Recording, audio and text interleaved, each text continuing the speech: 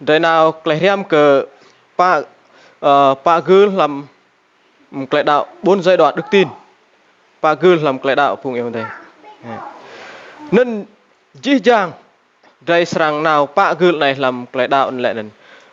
sẽ sĩ đây sang gan gạo ai pa gư này sân làm cái đẹp lộ lại như bị đa làm xa đất làm cái đẹp lộ lại như chi lại nên ở phụng yêu này xa đất làm cái đẹp lộ lại như chi lại nên phung màu cái đạo tang nên là những anh hùng đức tin nên để bộ lại nên đó đúng là trên phụng yêu đấy xa đất làm đúng là chi dễ dàng phung màu cái đạo tang đúng là Hebrew nè đây pro xa nên để bảo hộ để thâu lấy bộ nên lại phụng yêu đấy đó đã dễ dàng phung đạo lại nên dạp xì ma cái đạo lại nên ai đồn ai cái đạo tổ phụ của đức tin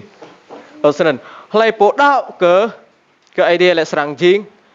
anak cho bộ nên nhớ nên để thâu lấy bộ nên phụng yêu đấy Abraham ở sân Abraham lên nên sân rằng dạp lại nên đồn ai cái đạo nhớ sân phụng yêu đấy bây giờ ít lâu cơ Abraham nên mong mẹ phụng màu cái đạo tang hình của Abraham mong mẹ lên in đây hình mong mẹ phụng màu cái đạo hả màu nè bây giờ nó ngại đi là Abraham riêng như việc po màu cái đạo tang anh hùng đức tin ở sân nên phụng yêu đây sân để bộ lại nên nó ngại idea là Abraham riêng tuôn ai cái lại đạo là phụng đây lẽ nên đi riêng việc gru cái đấy từ lưỡi nè sân nên phụng yêu đây để lăng làm từ ra Hebrew cái đấy plus sai là 5 đấy plus sai là 5 phụng yêu đây lẽ nên là span trâu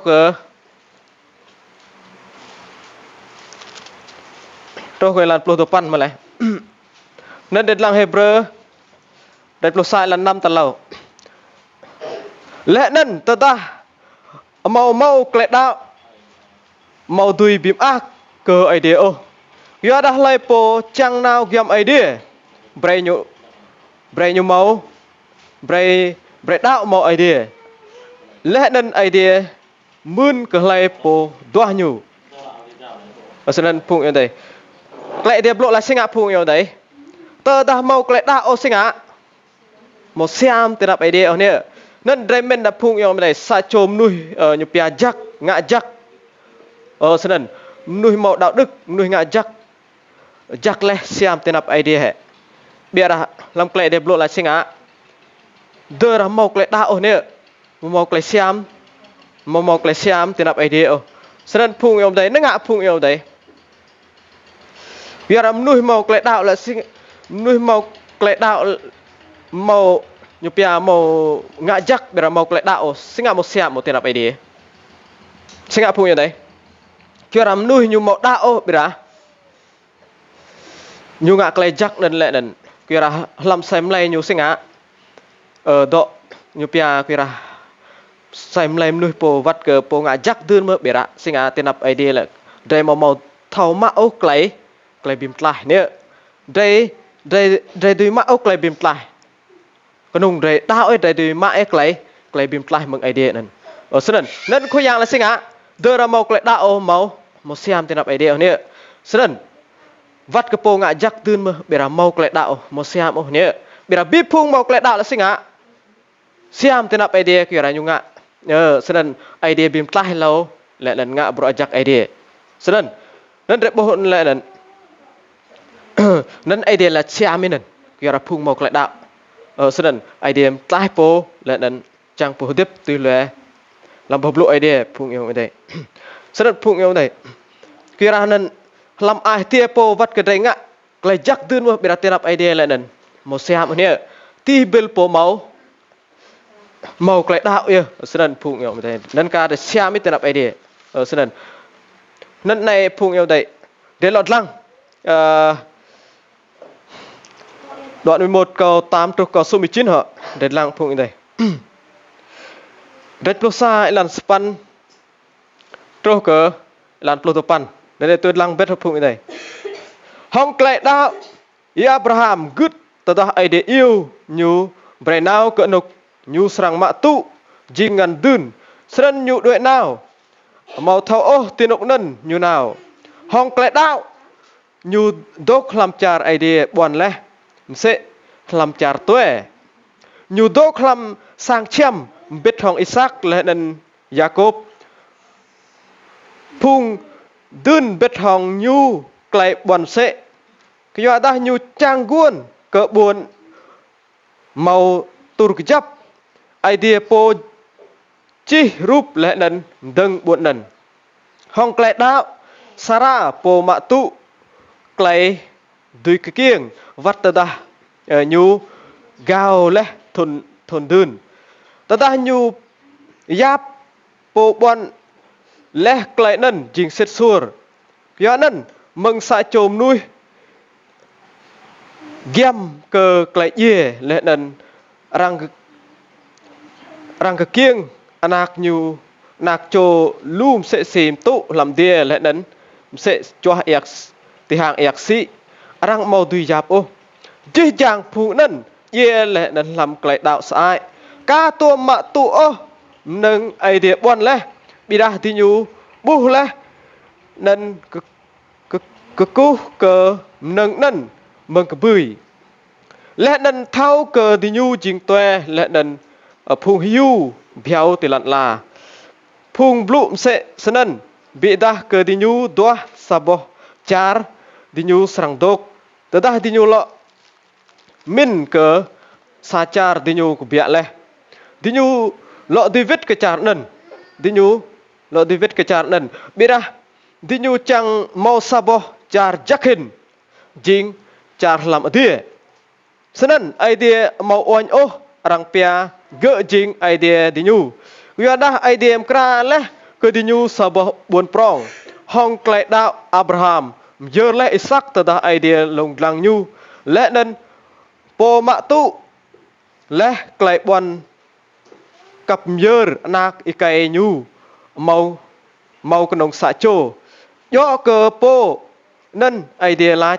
mừng Isaac arang serang yap phung nak cho i nhu nhu men ke idea mau klei yang dui lo bi dip phung ye leh se mơ hong klei ke bia lo dip nyu mạ vít Isaac ke nyu po nên phung yom đây này để bộ này là Abraham nào này là phung yom đây nyu pia pa gul làm klei đạo này phung yom đây sren là nên Ilan nào klei đạo lại nyu serang ibat nyu serang nào lại pa gul này serang choang nào pa gul này phung yom đây sren nên ji jang phung yom đây chang cơ po mau klei đạo là sinh ngạ phung yom đây này lại phung yom đây kyo bo blo idea sren klei đạo bia rie nè kyo này lại phung yom đây Abraham mơ idea yêu sắp idea yêu nyu ibat nào phung yom đây nên phung yom đây klei nào ibat klei đạo là sinh ngạ mơ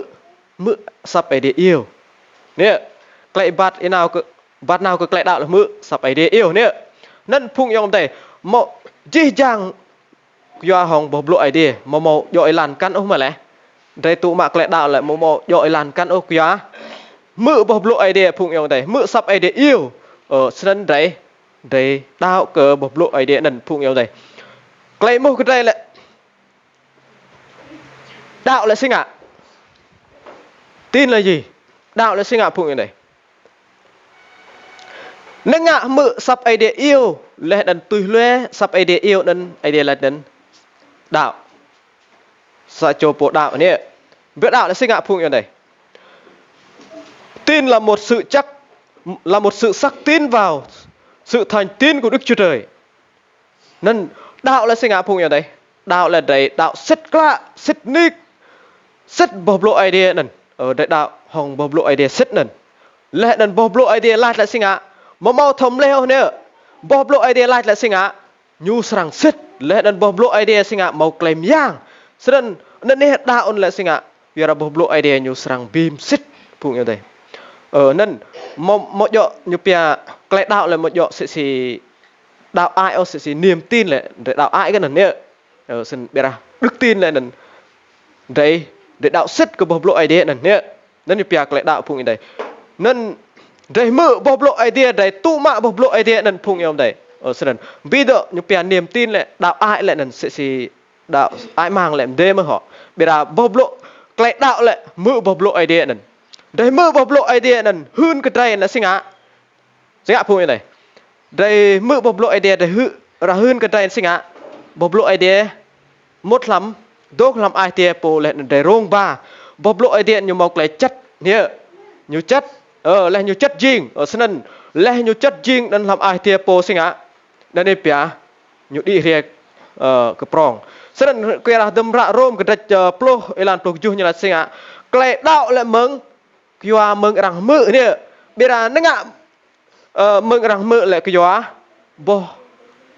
bộc lộ idea đuổi hơn bộc lộ khoe yang kri đuổi hơn vậy nên rằng đuổi mơ nè nên phụng yêu đây cái đạo là mừng cái idea hơn nên phụng yêu đây cái đạo lại nên trước hồng bộc lộ idea rất lạ phụng yêu đây một gió xì hồng mơ ai bùng mạng không nên đến lúc này là lùm nuôi ra mơ là sinh á ra mơ quang cao đa này đi đoạn này giặc đoạn này play đoạn này xem đoạn này ra quang cao này thì ra hơn cái tên nên bộ ra bru rằng loài sinh này nè bây giờ cái đạo idea chẳng lại rất bộc lộ idea nè đạo của bộc lộ idea ở sinh nên đây cái đạo phụng yêu đây ở sinh bây giờ lối lầm cái so như bia nên lối lầm phụng nào cái idea lại mau cái sinh này phụng yêu đây nào cái idea lại rằng tùy toa như bia cái nào đứt chỉ vì kiến thức đứt phụng yêu đây bây giờ mục đích kinh thánh như bray cái thao lại hòng cái yom ban cái cha yom ban nên lại đần trang cái po một cái đạo nữa mục đích nên phụng yêu đây hả một chỗ cái po bray po một cái nào ôm mà lại cái nào cái thao kiến thức chỉ là sản phẩm phụ phụng yêu đây nâng yo tal dai đứt mà lại bây giờ cái đạo ấy chính tal lấy lâu hơn phụng yêu đây ở sân đạo là sinh phụng yêu đây đạo là nào cứ bưởi hỏng cái thao nữa tin là đi xa hơn kiến thức như nào cao cái bùi hình phụng yêu đây đạo là sinh á đạo lệnh dọ đây một bộ biệt sinh á biệt là bộc lộ idea là mà lại bộc lộ idea là sân đại đạo của bộc lộ idea là nên biệt là đây một bộ họ lão mà lại nên cái đạo phụng yêu đây ở sân nên đạo lệnh đấy chứ của bộc lộ idea lệnh sinh á đánh á tôi loe bộc lộ idea là ở sân đây một bộ này bây giờ idea là sân tôi loe sĩ Abraham này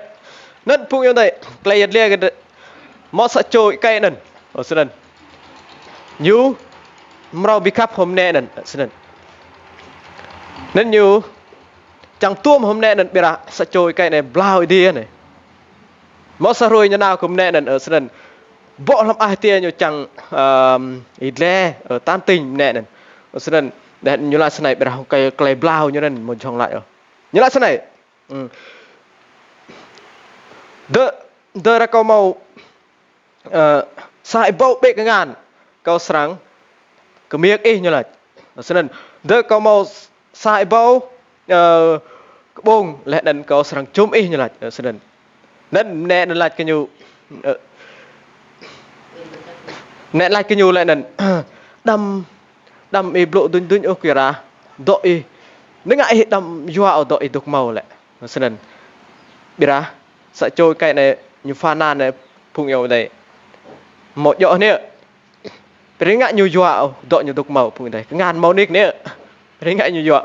nên phụng đây cái đạo là sinh á cái đạo là sinh á phụng đây cái đạo này mừng mự lại đến ngại nữa mừng đấy mự là ngại phụng đây nên đấy lọt lăng cáiตัวsai là span phụng như này là span có số 8 sinh ảnh là nên đấy bài riêng cái đấy này phụng này bài riêng làm cái đạo Abraham mự lẽ đến nhu ngạ từ lời bộc lộ idea nè nên đấy lọt lăng cáiตัวsai là span cáiตัวsai là span họ hong cái đạo Abraham good từ đó idea yêu nhu brain nào cơ nốc nhu sang mạ tụ gì ngàn dưn sân nhu đuổi nào màu thau ô tin nốc nhu trục như nào phụng như thế nét này lại phụng như thế cái hiểm gül ta xa làm cái đạo là sinh ạ phụng như thế giai đoạn đầu tiên là phụng như thế phải giao tương lai trong tay Chúa. Gül ta xa làm cái đạo là để giao xa ruồi đây thì khôi giang nè sinh Abraham ngại này phụng như thế sân nhu đuổi nào màu thau ô tin nốc nhu trục như nào nè nét này phụng như thế làm Ilan Abraham ai để yêu nào cờ nó buồn ai để bọn lần ai Abraham một thọ bộ xích ạ sang gì xích ạ làm Ilan con nào lần kau sang tuom lu klei deadlan kau sang ipa hè kau sang tuom làm klei huy yết hè đang sang klei đập senen lu snack klei bimen nè bên anh này sinh ạ phụng này Abraham lui buồn như đục tiếp nền bị sinh ngại nhiều ngạ phụng đây nào cơ nục ai để buồn bray nhiều nào đần phụng nhiều đây senen nên lui cái oanh mục này phụng nhiều đây senen cái rung răng làm Ilan nào đần nào cơ ai để nè làm cái đạo Ilan thế nào cơ ai để cái đạo này là Abraham đạo sinh ngạ phụng nhiều đây đạo cái ai để buồn giao cái ai để senen kira khoyang serang dapdra lehnan khoyang serang gang bray làm Ilan dre nào làm cái đạo nhé làm Ilan dre nào làm cái đạo nè khoyang serang gang như serang dung bet dre một thâu senen nên mục này lại cái đạo gül ta xa lại phụng yom đây để giao làm xa ruồi đây làm cái ngàn idea lăng bà nhé nên phụng như đây chỉ chẳng nặc chỗ idea để mol hệ gül ta xa này hệ làm chỉ chẳng nặc chỗ idea thế này để giao cái idea để một đi thâu ya cái sang tru nhé anh ấy phụng như đây gül ta xa phụng như đây để một đi thâu sinh ngã sang gì phụng như đây idea bóc sai lan sa kan hoang đừng lên idea lo bóc sa kan hoang đừng bây giờ đất po lại phụng đạo là sinh ngã cứ nào sak đất lo đừng idea sang đáp để một sang po tị nạp sinh ngã sang gì senen nên này phụng như đây bây giờ sẽ si để đi để làm Ilan sinh ngã phụng như đây làm một lần ia nguom bị găm hệ bây giờ để cứ nào sai lan lần ia nguom nhục pal dun mà bây giờ sinh ngã để nào để một thộp hôi lan lồng nữa bây giờ cứ nào bây giờ đốt lại đến sang ngạt đốt dài sang đuôi nào nhé nên là lọt lăng lâm đúng rồi cái mũi đập phụng yêu đây thi thiên đoàn 23 từ ra cái mũi đập để đọp lột lầu phụng yêu đây là như va chìm gật bẹp cậu mau sang cái ba nương ô nhú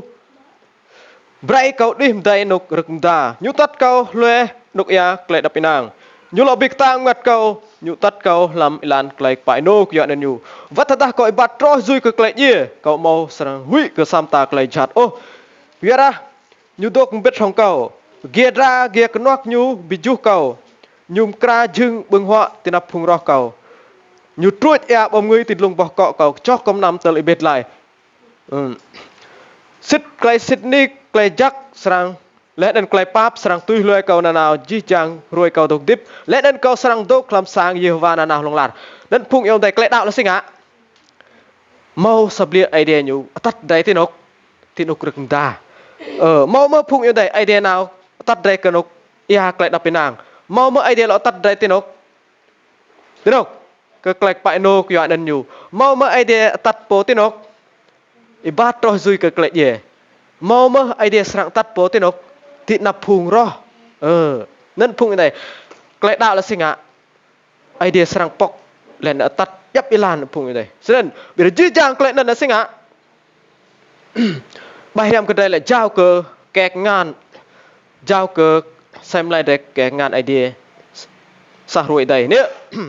idea serang gang bre lum nuôi là chẳng dạ ruồi sabat mơ bây giờ nên hui bây giờ sinh ạ phùng này klei đạo là giao cái idea nữa giao cái idea nên idea serang pok Ilan lên po serang gan gao làm klei nên po serang mau klei dapinang nữa nên phụng đây nên gül tan xa lại đạo là sinh á giao cớ xa ruồi đây làm kẹt ngàn khuyên yang nè tal doa lại phụng đây gül tal doa lại giai đoạn thứ hai lại sinh á đây lo ngạ phụng đây nên đây lọt lăng plak vet làm Torah Hebrew phụng đây Hebrew đây pro sa lan topan lan pro hong kẹt đạo nhu đốc làm char idea bọn lẽ sẽ xí làm char tuệ nhu đốc làm sang chăm biết hong Isaac lẽ nên Jacob phung dün biết hong nhu lại bọn sẽ kêu ta nhu chang guôn cái buồn màu atur kejap idea jing po chirup lẽ nên dâng buồn nên phung như này tal gül tal tua lại đạo gül tal tua lại sinh ngạ phung như này bre để thâu buồn nhupia buồn sứt đây là tiếp bơ phung đây buồn làm thế này nét phung như này phải thấy rằng quê hương thật sự là ở trên trời phung như này nên mộng này là phung như này Abraham nên phung như này tu mự lại để bọn này là phung như này Abraham tiếp ở lên đần idea bọn ke Abraham berenau ke kebun dan phung đây Abraham trôi kebun dan singa phung nhau đấy Abraham lang buôn dan là singa sẽ xí char tuê mau nốc bọn phung đây bây giờ Abraham lang là singa lang sẽ xí nốc dư phiêu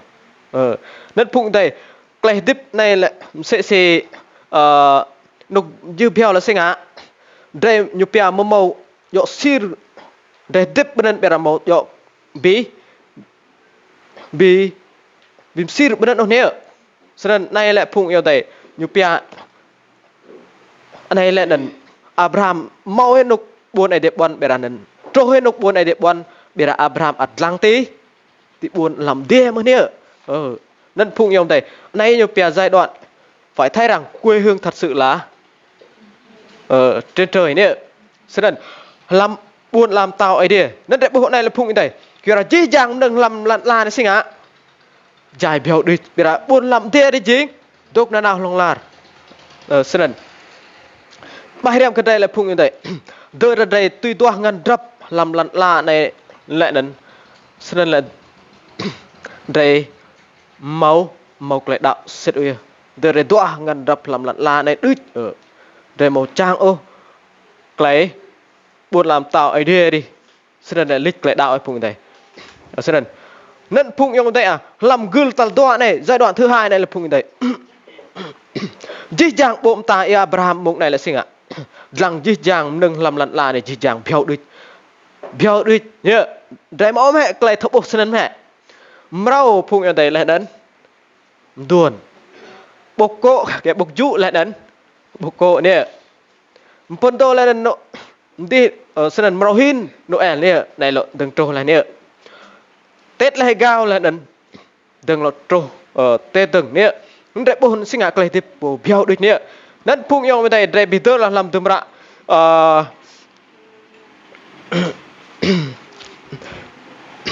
sân tùm rạ Johan đại Plopa elan sa trôi lạt lâu Johan đại Plopa elan sa trôi lạt lâu giang đoạn 14 bố lại phụng yêu đấy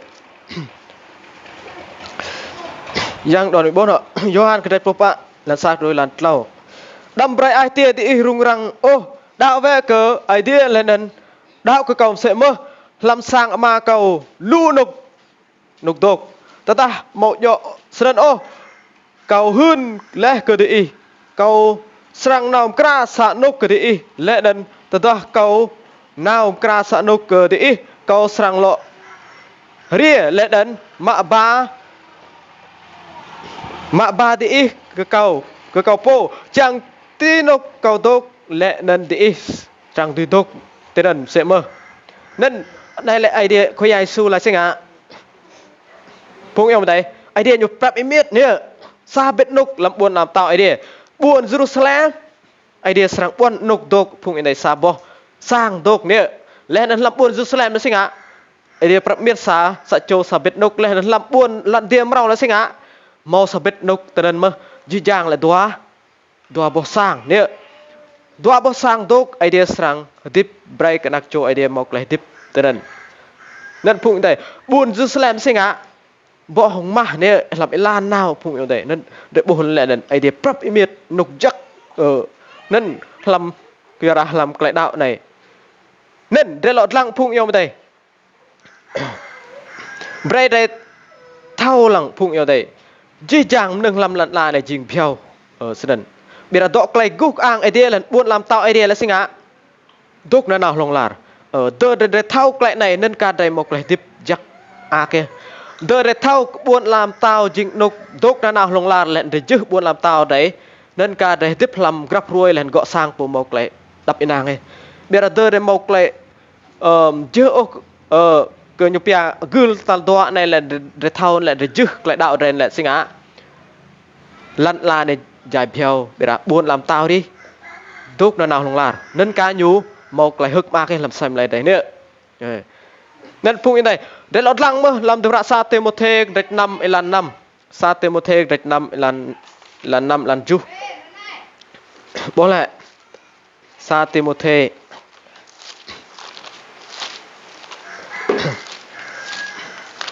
sa tê một thê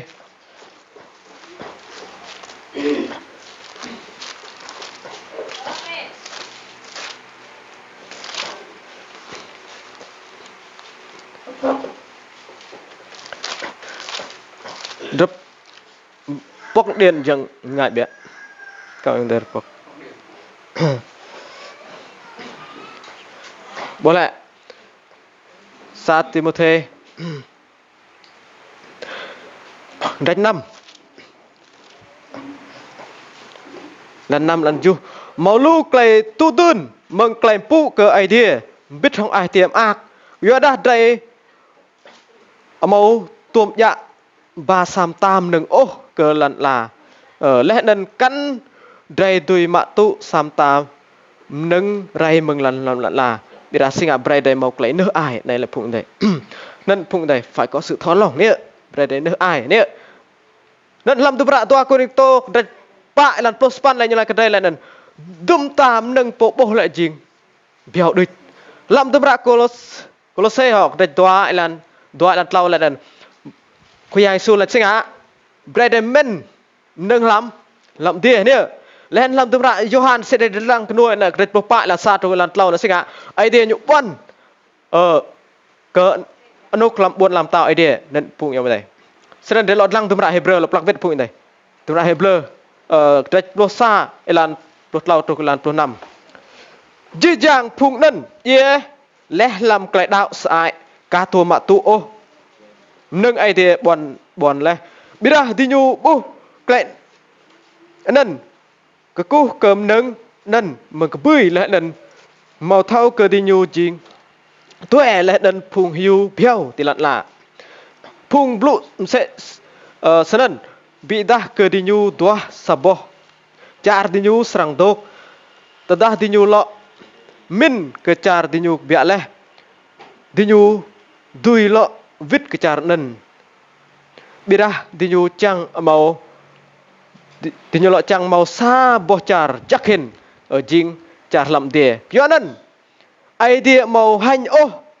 rang serang pia gỡ jing idea cái tin nhu giờ đó idea serang kra cái tin nhu sa bò buồn prong nè nên phụng yang đây idea màu hành ô kia nó ngã idea serang kra cái nặc cho idea nè sa bò buồn bởi nên nặc cho idea chàng mang mấy khu yang tròn rẻ buồn nên nè jing buồn idea buồn xích nên sẽ si chỉ giang phùng màu lại đạo này là si Abraham này là lăng cơ char nên là jing char biao đích nục idea buồn làm lặn là này biết ra buồn idea long la đi nục idea nên nục idea buồn nên buồn làm tạo idea nên nên đục là nào long la nên nên idea màu hai nhau nè nên biết ra sang màu lại bìm lại sa rồi cái nặc chỗ idea nên nên idea màu hai đây dap idea làm cái tiếp đây sẽ si Abraham này nên gül tật lâu là sinh ngã phung này nên đây là phung này gül tật tal sa lại sinh ạ lại đạo gương tal sa lại dịch giáo sa ruồi đây làm cái ngàn idea để một thâu làm làm thế nào tal tua lại sinh ạ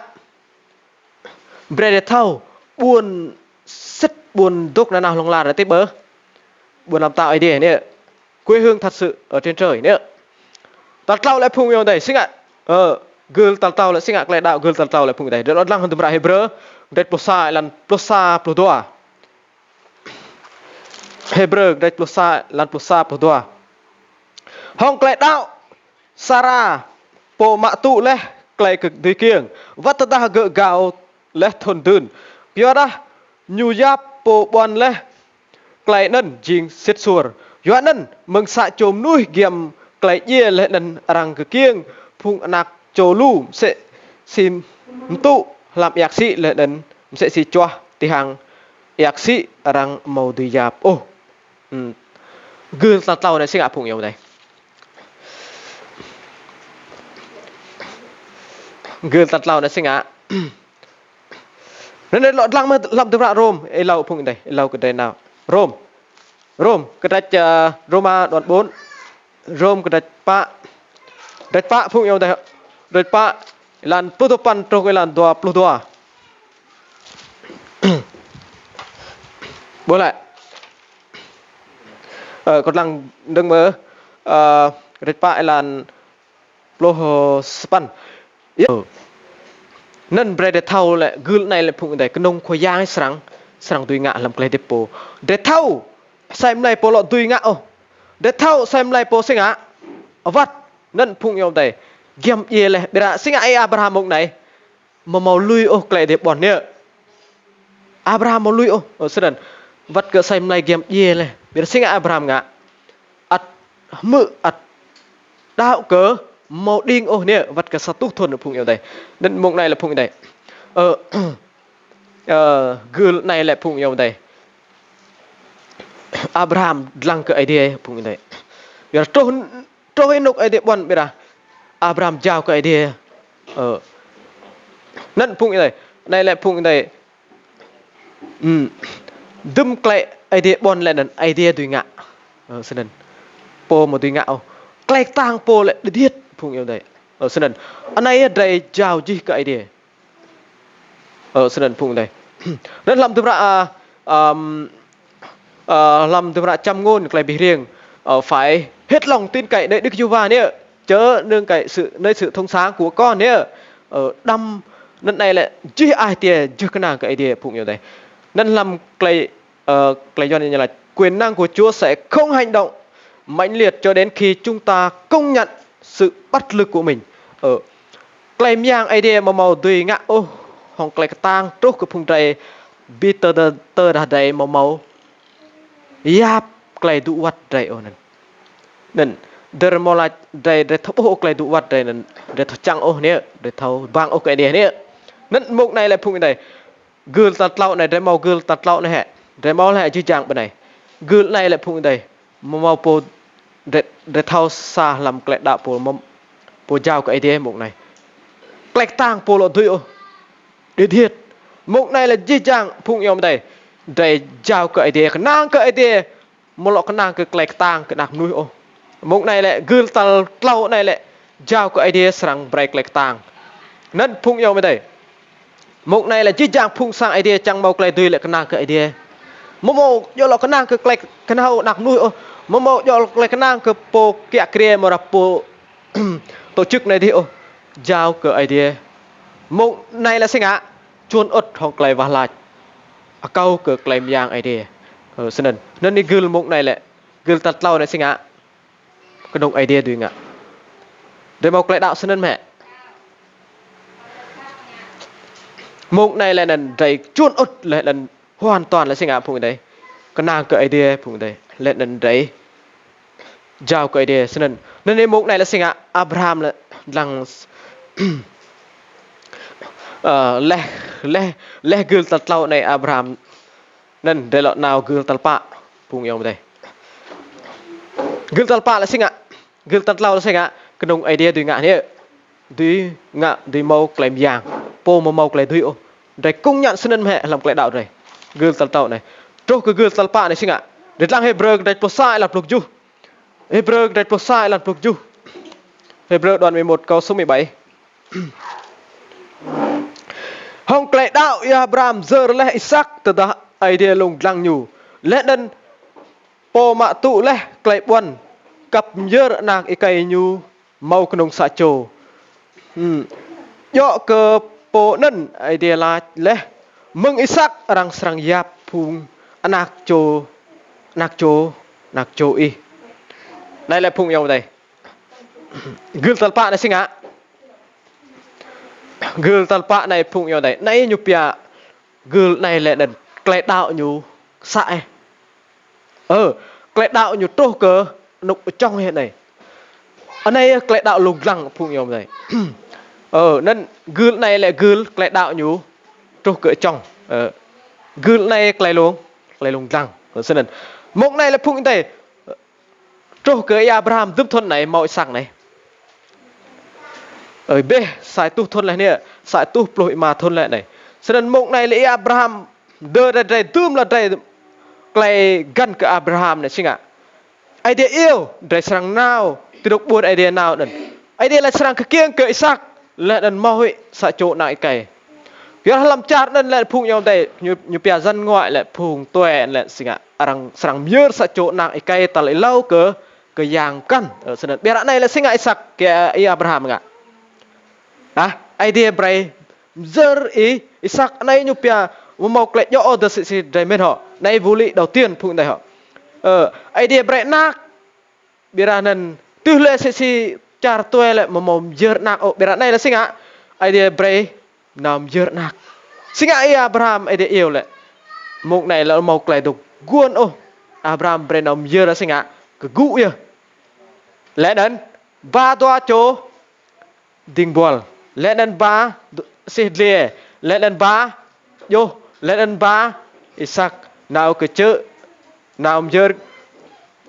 chữ Murian phụng đây ở sân đền mục này lại phụng đây đó là tôi sẽ claim đây xem cái idea Bremyer này cái berasing á idea Bremyer này vô lý tal sa này một chỗ upload men họ tal toa lại idea là nên đừng mở nhoi na sang kiêng cái Isaac này cái nên sang jing sẽ cho hai aksi ini sesim to lam de biar này là sinh ạ 5 giờ nên vô lý tal toa ta lau lại phung như đây idea brave yem nuôi idea là biar sinh ạ này là idea brave đấy brave mạn thong đấy brave ye cho nên này jing một lần một chỗ vô lý biar cái idea block là Abraham sinh ạ Abraham good Abraham mạ pui nè mạ nhô phung nhong đây lẽ nên ye cả Isaac lẽ nên mạ thong nè cho nên lẽ nên mình lọ sinh ạ phung nhong đây idea là sinh ạ Abraham idea yêu đâm ye nạc vừa idea thâu này Abraham đạo mục này là sinh ạ phụng đấy nó ngại Abraham ắt lọ mà nó ngại idea ye mà kẻ Abraham ye mới sạc á good idea vắt ta Isaac lọ kẻ Abraham lọ Isaac nên Abraham ắt đạo lại idea sang lọ bí vì đẹp mơ nên phụng này nên cái klei đạo vắt cái klei lùng lăng này lại klei đạo trô cửa trong như pia này lại good talpa này là pia đức tin tuyệt đỉnh như pia klei đạo này như pia klei đạo trô cửa bông sai này klei đạo trô cửa trong này gül này màu klei lùng lăng phụng nhau đây ở sân nên klei đạo này màu klei đạo sẽ hùng Abraham hệ vất cơ bộ ye đơn một biệt sinh á quý ai su là sinh á có yang jing po là tiếp lại đến lọ đừng tiếp lại bộ đạo cái cầu sinh á sang lọ tiếp sẽ mơ nên để một lọ hui quý ra mục này là quý ai su là bị tiếp quý ai su jing po lọ ye lọ bịa lọ đừng tiếp sẽ nên lại bộ đạo là sinh á một màu một ye nên Abraham đạo cực lại này phụng như này nên phụng yêu này bài riêng cái đây là sinh á phụng như này der idea break ke po long klai long lang la singa klai long lang mor klai rang achat la singa si khuyai su singa khuyai su lui nyupia mo sam lai si idea be khuyai su singa to hơi sam lai yang nen be singa jing sam lai si dem nu si dai ne hong klai good sub len lo gu singa tơ ye tik yo bikan ne ma deng nan ne singa meng khuyai su ye ne singa idea lo brai khuyai su lo po yum hen le dan ke yum hen cái dạng nen rang mau klai kum pu phung yo dai nên mong này phung dai bita dah dai phung yo dai idea break dai mau klai klai dip dai klai let lan dai tu mẹ mà dai blo tun idea break klai to dai tu mẹ mà dai fanan sẽ si Abraham này singa mau lo blo tun idea lại là singa mau yo tui le klai po dun mơ bera klai good sap này pia klai good sap ji lan phung yo dai mong này lại hong klai good sap phung yo dai mau klai lo chang blo ne nên mà phung yo dai tro ke gul talpa này phung yo dai để mau klai good sap idea hong klai mau lo chang imo ne set idea lan pu nào ne mà bro cái idea là singa idea lan sen po ngại lo mau klai blo tun ở này nên phung yo dai lâu cái đây chứ là mau sa klai chang yết lia sen mau sa cho cái ngạ bro pukma sen mau sa cu khop ở chang mau klai big ben ke klai big ben kinh doanh nộp chim nè này sen nên làm rồi nên là nhiều là ke mộ như Istanam hay biệt cầu nên mộ như là nên cầu chân nào sen nên là nên như là mộ như không đạt đến nào lại sen như là cầu đây sáng nào lại cầu đặt đoa vẽ để pier này là điết đoa trô đây đi nên mộ như là nên còn một nào như là xin ai một nào lại kira klệ đạo ấy prong cái gì mà bây giờ nính em một trong đi ở để pier điết lại nên nè sẽ cho mộ như là tên klệ đạo của prong bây giờ đời để pier điết lại lần cầu một nào xin nên ung như lọ đa nay như là đa ung như lọ huy đó vẽ để pier nên là nhiều lọ đất vẽ để pier prong lại nên mục này là nên mộ nhiều màu lại ai xin nên phu này lại đạo sẽ chôm nè này sinh ạ prong nè đời này để pier prong mà nè xin đời lại đạo po prong đó đây sang tùy ngã mà nè bây giờ đời này lại đạo đây điết lại đây màu sang tùy ngã ô xin đất phung em đây tô mô là đời này màu lại đạo điết lại lần sinh ngã phung đây đây sang hủy dứt nè bây giờ đời này màu lại đạo prong lại đây màu lại hủy ô nè tôi mới để pier prong đây là hủy mà này để hủy ô để đi nè nên em phụng đây đời một giấc cái nang cái idea để làm prong làm cái dip đây để làm một cái hữu để sao hữu sao rồi đây nè nên bạn cứ làm cái đạo này để giao cơ sao rồi đây cơ làm cái ngạn idea nè với lại đến để làm buôn làm tao đi dính cái dip là nào lòng lạt lẫn để thâu idea đây một tùy ngạo con idea tùy ngạo nè lẫn nên gil talpa là sinh ạ gil talpa là sinh ạ bread good nhục ya gil cái đạo nhục đi rìa cái lô cái trong cái này ở bread good tùy là một loại idea nên phung như này bread phung đây sang gan gao pa gil làm cái đạo này đưa ra một cái gan gao pa gil làm cái đạo này ô sinh ạ cái đạo rồi ai nè nên phim này là chắc idea xin cụ này đây cụ từng đây vào lại